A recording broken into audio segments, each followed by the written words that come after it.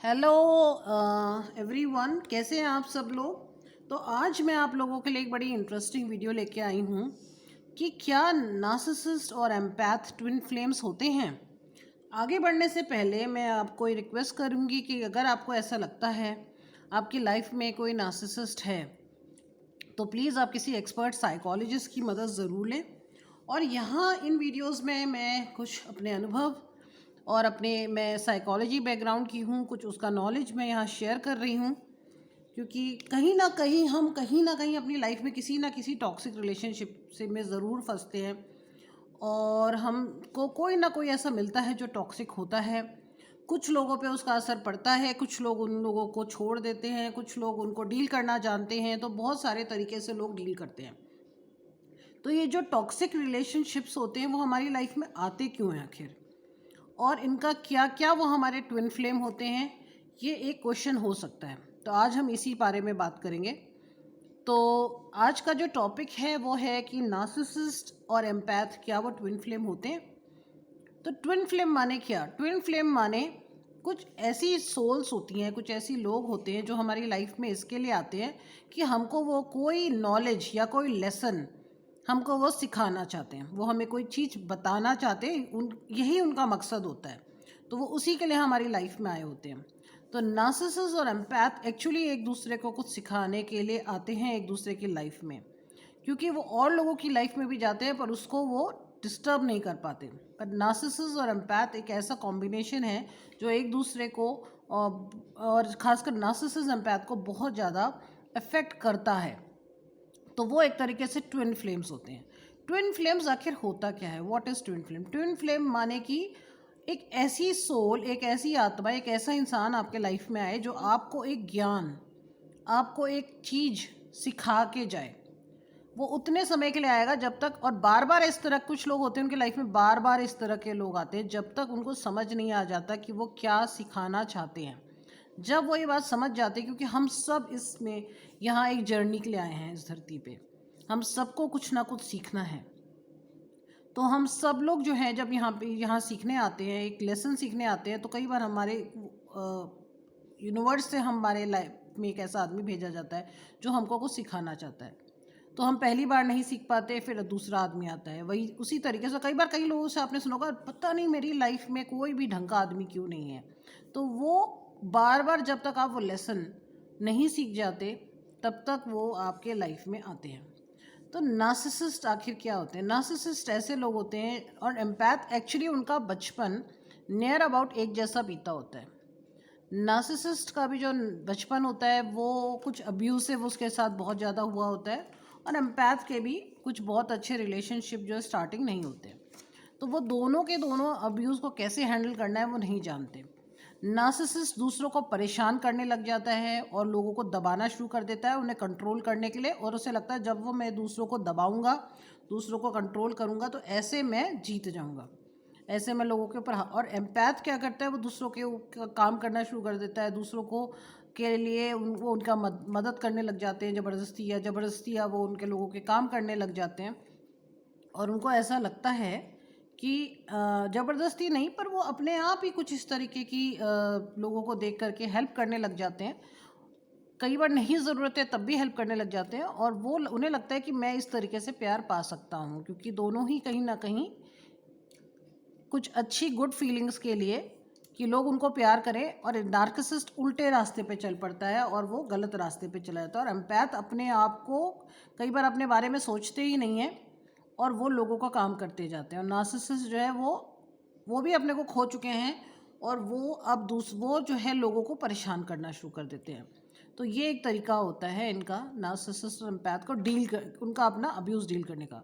अभी दोनों की ही जो है लेसन वो एक हो चुका है। दोनों को ये सीखना है कि सही तरीका क्या है। तो नार्सिसिस्ट और एम्पैथ हमेशा कई बार अट्रैक्ट करते हैं एक दूसरे को। नार्सिसिस्ट ऐसे इंसान को ढूंढ रहा होता है जो उनके काबू में आ जाए, और एम्पैथ जल्दी काबू हो जाता है। तो ये क्या हो गया? ट्विन फ्लेम्स हो गई। तो नार्सिसिस्ट क्या करता है, जब वो किसी एम्पैथ के लाइफ में आता है, और आगे बढ़ने से पहले मैं आपको ये बताना चाहूँगी कि मेरे जो भी वीडियोस होते हैं वो जनरली एक स्टोरी के फॉर्म में होते हैं, एक स्टोरी की तरह उनको मैं करती हूँ, ताकि आपको उसे समझने में आसानी हो। और स्टोरी की जैसे कहानियाँ तो सबको अच्छी लगती हैं, हमारी ज़िंदगी भी एक कहानी ही है, तो उसको एक जैसे कहानी की तरफ चरित्र में देखते हैं तो एक थेरेपी की तरह भी वो काम करती है और लोगों को थोड़ा समझ में भी आता है। तो हम यहाँ पे शुरू करते हैं अपनी ये कहानी कि नार्सिसिस्ट और एम्पैथ क्या वो ट्विन फ्लेम होते हैं। तो हम यहाँ पे इसको दिखाएंगे। तो ये है नार्सिसिस्ट, ये अपने आप को, जैसे कि हमने हमेशा बोला है कि अपने आप को ये राजा समझते हैं। और ये है एम्पैथ, और कहीं ना कहीं अब्यूज़ की वजह से दोनों ही अपने रास्तों को भटक चुके हैं। नार्सिसिस्ट जो है वो दूसरों को परेशान करके, उन्हें काबू करके, अब लोगों को काबू करके अभी वो सोच रहा है कि मैं ऊपर हो गया। और एम्पैथ जो है लोगों का काम करके वो सोच रहा है कि मैं जो है लोग मुझे अच्छा मानेंगे। तो दोनों का रास्ता एक्चुअली गलत हो गया है। बहुत ज़्यादा अपने आप से प्यार ना करना भी ठीक नहीं है और अपने आप से बहुत प्यार करना भी ठीक नहीं है, तो दोनों ही गलत रास्ते हो गए। तो नार्सिसिस्ट एम्पैथ के रास्ते में आता है। दिस इज़ ये एक ट्विन फ्लेम की तरह काम करते हैं। ये नार्सिसिस्ट एम्पैथ के रास्ते में आ जाता है, उनके लाइफ में आता है, ताकि एम्पैथ को मजबूर हो जाए वो अपने आप से प्यार करने के लिए। उसे लगे कि नहीं, मैं इस दुनिया में इसलिए नहीं आया हूँ कि हर कोई मेरा शोषण करे, हर कोई मेरा फ़ायदा उठाए। तो कहीं ना कहीं नार्सिसिस्ट आते हैं, एक आता है, दो आता है, और एम्पैथ को एक हद के बाद जब वो नहीं सहन कर पाता तो वो समझ जाता है कि नहीं, मुझे अपने से प्यार करना है, अपने आप को को इज्जत देनी है, अपने आप को एक अंदर जो उसकी कमी है वो उसको लगता है कि अब मुझे इसका सामना करना है और अपने आप से मुझे प्यार करना है। ये कोई तरीका नहीं है कि मैं लोगों का काम करता जाऊं, लोगों मेरा शोषण करते जाएं, और मैं इस तरीके से अपने आप को बहुत लंबा नहीं खींच सकता। तो एम्पैथ एक हद के बाद अवेयरनेस में आ जाता है, अवेयर हो जाता है। एम्पैथ एक सेल्फ अवेयरनेस में आ जाता है, और सेल्फ अवेयरनेस जो है सबसे हाई स्टेज होती है कहीं पे भी। सेल्फ अवेयरनेस के लिए ही हम इस दुनिया में आए हैं। तो सेल्फ अवेयरनेस जो हाईएस्ट स्टेट है, जहाँ हम सबको पहुँचना है। और जब एम्पैथ सेल्फ अवेयर हो जाता है, एक सेल्फ अवेयरनेस की उसके अंदर स्टेज आ जाती है, तो वो खुश हो जाता है, क्योंकि अब वो सेल्फ अवेयर हो गया है। उसको अब नार्सिसिस्ट से कोई फ़र्क नहीं पड़ रहा, उसे पता है वो सेल्फ अवेयर है, वो अपने आप में ही भरपूर है।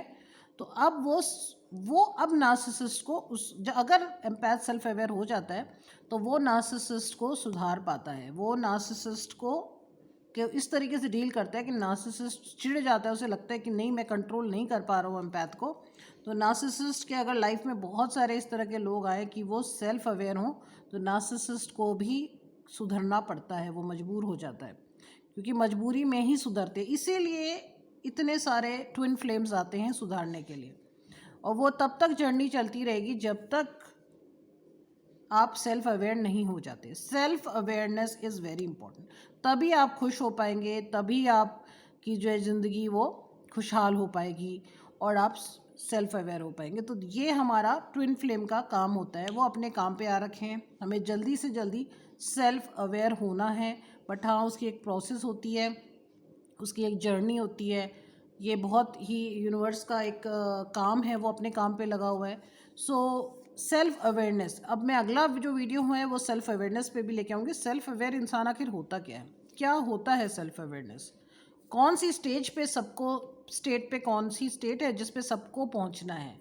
ये सब हम जो दुनिया में हम सब सोल्स आई हैं, हम सबको सेल्फ अवेयरनेस की स्टेट पे पहुंचना है। जब तक हम वहाँ नहीं पहुँचेंगे, बहुत लाइफ लेसन हमारे पे आते रहेंगे और ट्विन फ्लेम्स के फॉर्म में बहुत सारे लोग हमारी लाइफ में आएंगे, जब तक हम अपने ही अंदर की कमी को नहीं समझ लेते। बहुत बड़ा टॉपिक है ये, twin flame, narcissist, toxic relationship. ये छोटा टॉपिक नहीं है, इस पर जितने भी वीडियोस लाते रहें उतने कम हैं, क्योंकि कहीं ना कहीं ये सब हमें अपने को सुधारना है, हमें अपने को पे वर्क करना है। इस चीज़ के लिए हम मजबूर हो जाते हैं।